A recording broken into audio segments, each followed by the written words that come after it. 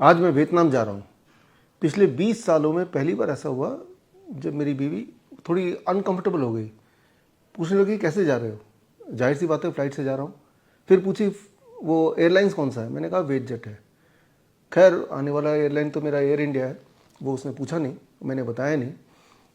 Aerophobia, कुछ ऐसा माहौल मैं देख रहा हूँ मेरे आसपास, हमारे आसपास बनता जा रहा है कि मानो ऐसे कि हवाई जहाज़ में जाना खतरे से खाली नहीं है, कुछ भी हो सकता है।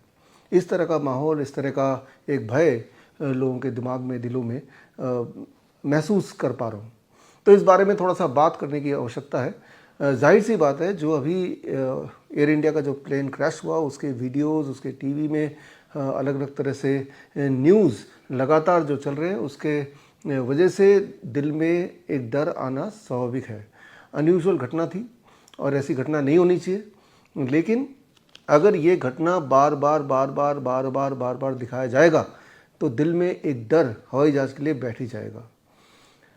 घटना के बारे में चर्चा करना आवश्यक ज़रूर है, लेकिन इस लिहाज से कि आगे दोबारा ये सब ना हो, आगे सब ये हम प्रिवेंट कर पाएँ, उस एंगल से ज़रूर, जबकि वो एंगल बिल्कुल मिसिंग है।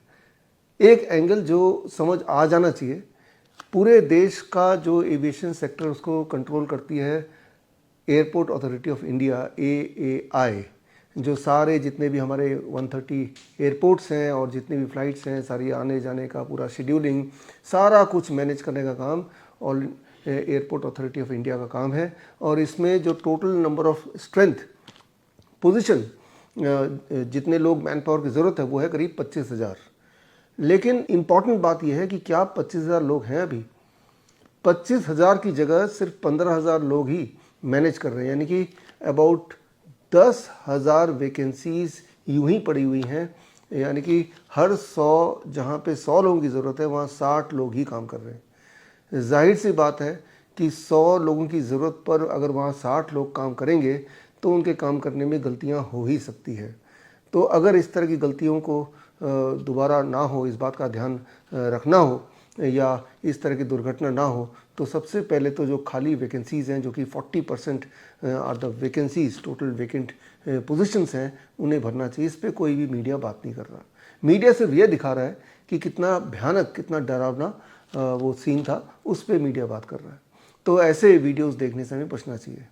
हमें ये समझना होगा कि आज की तारीख में भी airlines is the safest way to travel. कितना सेफ है? अगर हम आंकड़ों की बात करें, 100 घंटे अगर आप कार में ट्रेवल करते हैं तो जितने चांसेस हैं कार में 100 घंटे ट्रेवल करने से मौत की, एक्सीडेंट से मौत की, उतने ही चांसेस होंगे हवाई जहाज़ में 2,40,000 घंटे ट्रेवल करने पर।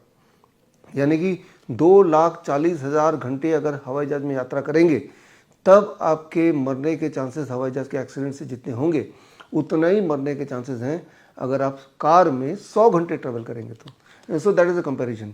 इस से आप ये समझ सकते हैं कि हवाई जहाज़ में ट्रैवल करना सेफेस्ट है in comparison to anything else. लेकिन माहौल मीडिया ने कुछ ऐसा बना दिया कि लग रहा है कि भाई हवाई जहाज़ में गए तो आप मरे, और जो मेन मुद्दा है क्यों ऐसा हुआ, उस पर कोई फोकस नहीं, उस पर कोई चर्चा नहीं है। एक और इम्पॉर्टेंट बात, आपने गौर किया कि एक पैसेंजर की जान बच गई। फिर ये बात सामने आई कि वो एग्जिट सीट के साथ साथ बैठा था, तो इसीलिए वहाँ से जंप लगाया, वो बच गया। अगर ऐसी बात है तो एग्जिट सीट A11 के साथ B11 भी है, C11 भी है, उनका एक्सेस भी एग्जिट सीट से उतना ही है जितना कि पहले पैसेंजर का है। वो क्यों नहीं बच गए, वो क्यों नहीं कूदे?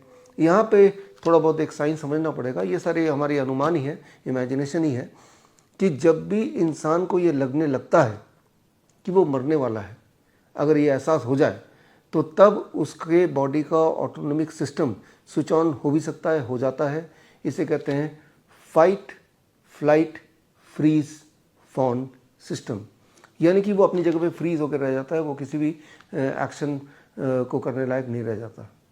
तो हो सकता है कि जो बाकी पैसेंजर्स हों जिनका एक्सेस एग्जिट गेट तक हो सकता था, लेकिन वो flight, fight, freeze, fawn system के तहत उनकी बॉडी फ्रीज हो गई हो, और उसके बाद वो फ्रीज रहने के बाद अगर वो वहीं बैठे रह गए तो जाहिर सी बात है हवाई जहाज में आग लगी और उसकी वजह से उनकी डेथ हो गई, दर्दनाक हादसा हो गया।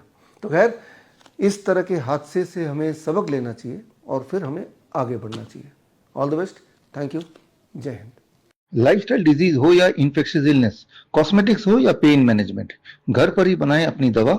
Ancient wisdom and modern evidence base का अनोखा मिश्रण। Join 1 month online training, be a certified Neem therapy practitioner.